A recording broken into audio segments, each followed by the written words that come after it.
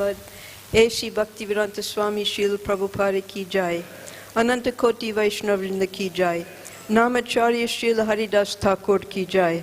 Prem Sako Shri Krishna Chaitanya Prabhu Nityananda Shri Advaita Gadadhar Shivasari Gaur Bhaktavrinda ki jai. Shri Shri Radha Krishna Gopa Gopinatha Shama Kunda Radha Kunda Giri Govardhan ki jai. Shri Vrindavan Dham ki jai. Mayapur Dham ki jai. Jagannath Puri ki jai. Ganga Mai ki jai. Jamuna Mai ki jai. Tulsi Maharani ki jai. Bhakti Devi ki jai. Samaveda Bhaktavrinda ki jai. All glories to the assembled devotees. All glories to the assembled devotees. All glories to the assembled devotees.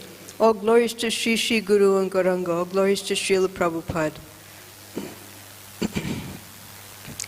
Today we're continuing the reading of Srila Prabhupada Lilamrita, Volume 1, Chapter 9, entitled A Resident of Vrindavan. Srila Prabhupada now, it's around October of 1958. On an October visit to Delhi, Abhay received a donation from Kaviraj Baidyanath Sirkar to be used for printing 1,000 copies of Back to Godhead. Abhay promptly produced an October 20th issue of Back to Godhead with the donor's name on the front page. It was the first issue in 2 years. So we have here the archives. They collected all of Srila Prabhupada's original Back to Godheads, and this is that edition of October 20th, 1958. And way down here at the bottom, there's one little line where Prabhupada writes, 1,000 copies donated by Kaviraj Baidyanath Sirkar of Delhi every month. Now, along with this, because October 20th, Prabhupada had just returned from Bombay, and very quickly he printed this Back to Godhead magazine. At the same time, Prabhupada was doing other writing as well. He was writing essays, and he wrote an essay specifically dedicated to Vaidyanathji. And the name of that essay was Shakti Puja, because it turns out that in Bombay, not in Bombay, in Bengal, we've heard about before about the Bhadralok, the Bengal Renaissance, because the English had made their capital in Bengal, and specifically in Calcutta. It was the first place outside of England where they instituted Western education. So the Bhadralok, or the gentlemen, the higher society, consisting of the Brahmins, the Kayastas, and the Vaidyas, the Vaidyanaths, the physicians, they got very good education in Calcutta. And they were the Bhadralok, very highly educated. Also in Bengal, we know that there were two classes of religionists, and that was the Shaktas and the Vaishnavas. And the Shaktas, they followed Shankaracharya's Panchopasana. And that was, they also might have worshipped Vishnu, but they could choose amongst any five, Shakti, Shiva, Ganesh, Surya, or Vishnu. Worship any form that they were attracted to, but ultimately, it didn't matter which form they worshiped because the supreme is Brahman, or impersonal. So this was the Shakta worship. And then the Vaishnav worship was the four sampradayas from Sri, Rudra, the four Kumaras, and Lord Brahma. So Sri Baidyanath, Kaviraj Baidyanath Sirkar, he was a devotee of Shakti. But being Bengali, he also understood about Chaitanya Mahaprabhu. So he was actually on the path to becoming a Vaishnava. And he wrote poetry. And he gave Srila Prabhupada one of his small books of poetry. These poetries were glorification of Shakti. Now, we also learn in our philosophy of Vaishnavism about Vishnu Tattva and Shakti Tattva. So their concept of Shakti Tattva is that it's the power and the powerful.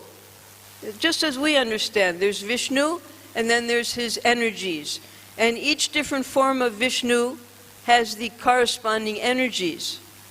But they understand that this energy to be equally as powerful as the Supreme Lord.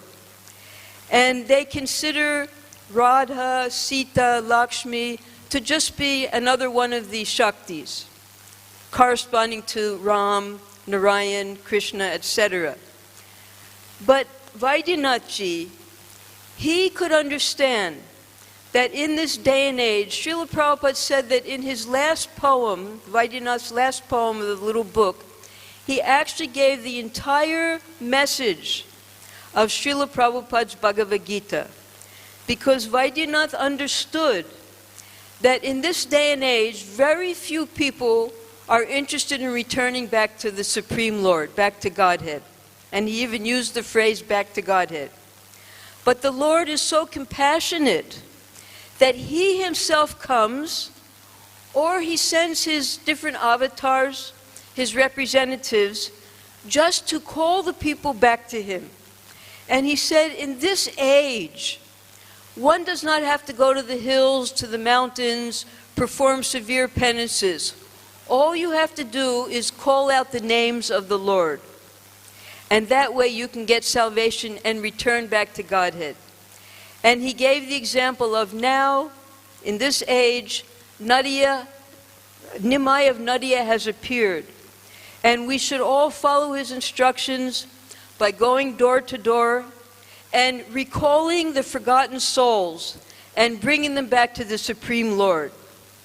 Now, this is, when Srila Prabhupada read this poem of Sri Sirkarji, he was so appreciative that here is a fellow Bengali, actually a fellow devotee, who understands this message of the Back to Godhead magazine. So much so that he donated for 1,000 copies to be printed. Now, for 2 years, Srila Prabhupada was not able to print the Back to Godhead magazine. He was in Bombay, attempting in other ways to preach. Now, with this donation, he could very quickly print the next edition. And he did not print that Shakti Puja article. Many of the essays that Srila Prabhupada wrote, and these were all handwritten, that were later discovered at the Radha Damodar temple. Many of them we sent to the archives, they preserved them, they're keeping them in vaults. We used to have them on display here, but because of the bad weather, we sent them all to the archives, because here with the heat, with the cold, with the moisture, they would all be destroyed within 50 to 100 years. So they're in the archives in America, in a part of America called North Carolina. They have these huge vaults, and they keep perfect temperature, so that Prabhupada's handwritten articles and all of his typing things, everything about that Prabhupada published by hand, are being kept in these vaults to preserve for hundreds and hundreds of years. So what Srila Prabhupada did in this issue of Back to Godhead, you see here, if you can see, the first article is Prayers of King Kulashekar. Now, the prayers of King Kulashekar, called the Mukunda Mala Stotra, are very famous because he was the 10th Alwar at Tirupati, at the Ranganath temple. He was the king in the 9th century of Malaya Nadu, which is now called Kerala. He was a great devotee of the Lord. And one night, he had a vision. Sri Krishna appeared to him and he went into trance. And when his ministers and singers came to wake him in the morning, he didn't respond. So they very carefully opened the doors, and he came out of his trance. And from that time onwards, he lost all interest to rule. He abdicated his kingdom, and he went to Rangakshetra to worship the Supreme Lord. And there he produced the Mukundamala Stotra in Sanskrit. And Srila Prabhupada was very fond of some of these stanzas. He would quote them quite often and sing them as well. So Srila Prabhupada began the translation of the Mukundamala Stotra. He took the Sanskrit edition that Srila Bhaktivinoda Thakur had used from 1895, before Prabhupada was born. And he began that translation because Prabhupada was perfectly proficient in Sanskrit. And we have now the book, Mukundamala Stotra. But Srila Prabhupada personally handwrote only the first 6 slokas. And he gave such an elaborate purport that in this Back to Godhead, the first page and then running onwards, every single article that Srila Prabhupada wrote, he never completed in one Back to Godhead.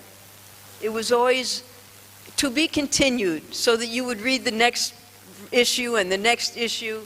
So the same with the prayers of King Kulashekar. He just gave a fraction, and that fraction, it can take you 1 hour to read. But his elaborate purports were so perfect. Every single word, explanation, the different names of the Lord, what they mean, why Kulashekar used them.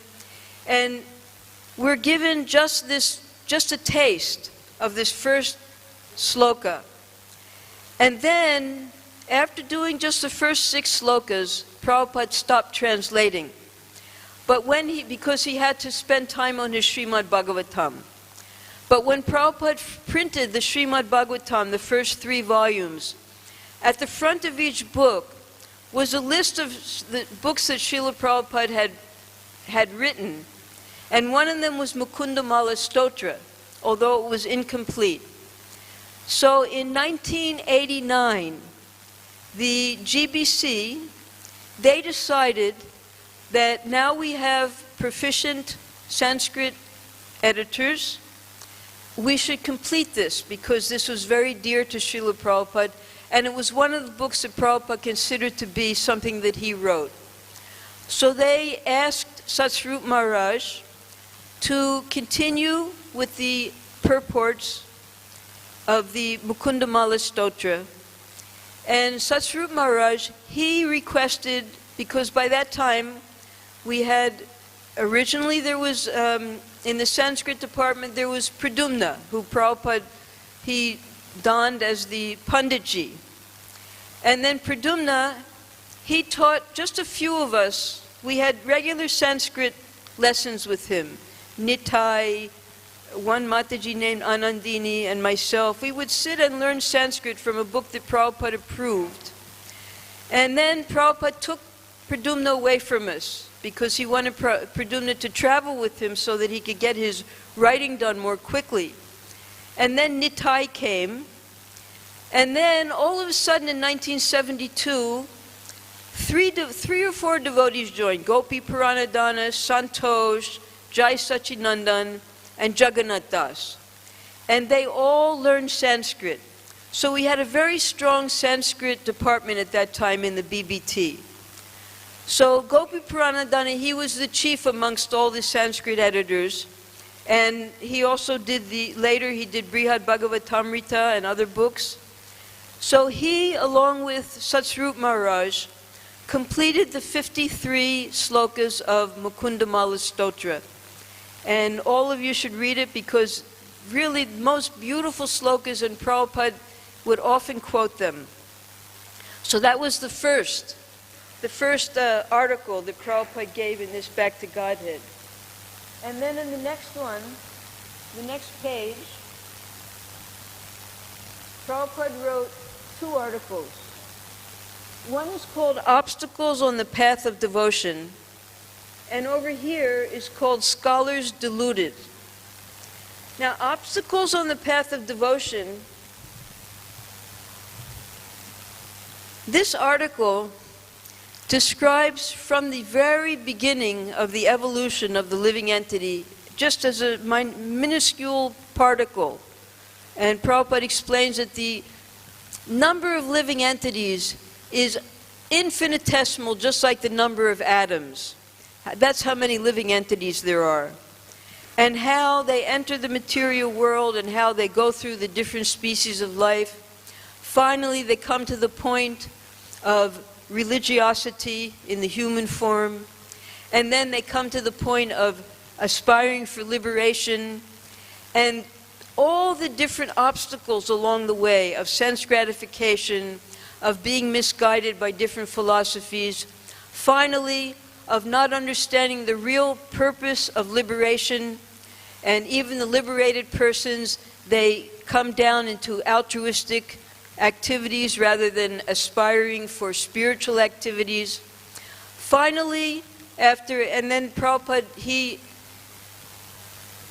gives he points to the Canto 6, the 14th chapter, when Indra and Vritrasura are having their fight. How Vritrasura, who was born as a demon, was actually a great devotee. And Parikshit Maharaj couldn't understand that how could this demon be able to speak such high Vaishnava philosophy and eventually go back to Godhead. So Prabhupada explaining from there that it doesn't matter what type of birth you take in the human form. You simply, by good association and by proper study, you can attain the perfection of life by engaging only in spiritual activities. So Prabhupada in this very long article explains all of the obstacles that we as devotees have to be very careful of on our path back to Godhead. Then in the next article, Scholars Deluded, Prabhupada starts out with 111 of the Srimad Bhagavatam. Vyasadeva was depressed because even after he had compiled all of the Vedas and the Puranas, the Upanishads, the Agamas, everything, he was not satisfied internally. So his spiritual master Narada Muni began to explain to him about the glories of the name, the Leela, the Guna, and the beauty of the Supreme Lord, and told him to just write about the Supreme Lord, and we know that's the Bhagavad Purana. Then Vyasadeva, being enlightened by Narada Muni, went to his ashram near Badarik ashram, and was sitting in meditation to begin this great task. And there the Supreme Lord gave him a vision of Krishna himself, and by his side Maya Devi. So the first sloka of Srimad Bhagavatam describes that even the great demigods, the great souls like Brahma and all the sages, even they become deluded and they cannot fully understand the Supreme Personality and all of his qualities. So Srila Prabhupada, very, very, in such a gentlemanly manner, he approaches a topic that's very controversial. And that was, at that time, the President of India was Dr. S. Radhakrishnan, who was a very highly educated South Indian Brahmin and considered one of the greatest Hindu and Sanskrit scholars. And he did a translation of Bhagavad Gita. And one brahmachari went to visit Dr. Radhakrishnan, and Radhakrishnan gave him a copy of his Bhagavad Gita. The brahmachari's name was Madan Mohan Brahmachari. Now Madan Mohan Brahmachari came back and spoke to Prabhupada that I'm reading this Bhagavad Gita and there's so many incongruities in the explanations that Dr. Radhakrishnan is giving. So then Prabhupada began going through it. And Prabhupada, before he even starts his antagonism of Dr. Radhakrishna, he says that there is a well-known understanding among scholars that if you have an argument with a scholar, with an educated person, you never have to worry about revenge or being attacked by that person because he's intelligent. He'll listen to you, and in an intelligent manner, things can be understood. But as for a fool, you should not even make friendly relationships with a fool, because you never know what's going to happen with a fool. So Prabhupada offered all respects to Dr. Radhakrishna, and then he started his attack. He started with 934, Manmana Baba Mad Bhakto, Mad Yaji Mam Naraskuru. Now it's considered the most important sloka in the Bhagavad Gita, so important that Krishna repeated it twice, 934 and then 1865. Now, is that because Krishna forgot what he had said? No, it's because it's so important, those four things, to always think of me and worship me, offer your obeisances to me, offer your homage to me. So that's how important it is. So what Dr. Radhakrishna did was, he said in his translation and in his purport, it is not to Krishna to whom we must surrender, but to the unborn within Krishna. So Srila Prabhupada, not only in this Back to Godhead, but continuing to be continued in the next Back to Godhead, he goes through all of the different types. Now, Dr. Radhakrishna, he knew the whole philosophy, but he applied it to impersonalism. He knew all the 6 different symptoms of surrender, prapati, anukulya, pratikulya, everything. But he said everything must be done to the Brahman. And Srila Prabhupada, in his gentlemanly presentation, explains that it must be to a person, because everything Krishna says is mam, sarva dharmam paripraja, mam ekam saranam braja. So Srila Prabhupada, he takes the time, the effort, and the scholarly ability to defeat Dr. S. Radhakrishna, who was considered one of the greatest scholars of that time. So this was Prabhupada's greatness. Then, Srila Prabhupada, now you have to remember that this Back to Godhead was, Prabhupada wrote everything within 2 weeks. He got it in October, it was printed October 20th, so that means within 20 days, this was all written, typed, proofread, and then printed. On the last page, there's an article called Universal Citizens Forum. Now, there were many different schools of thought all over the world as to how government should be run. There was capitalism, democracy, socialism, communism, all the different types of isms that Prabhupada talks about. So in England, they made a Universal Citizens Forum, which is somewhat similar to the United Nations. It contained citizens from 42 different countries at the time, and they wanted to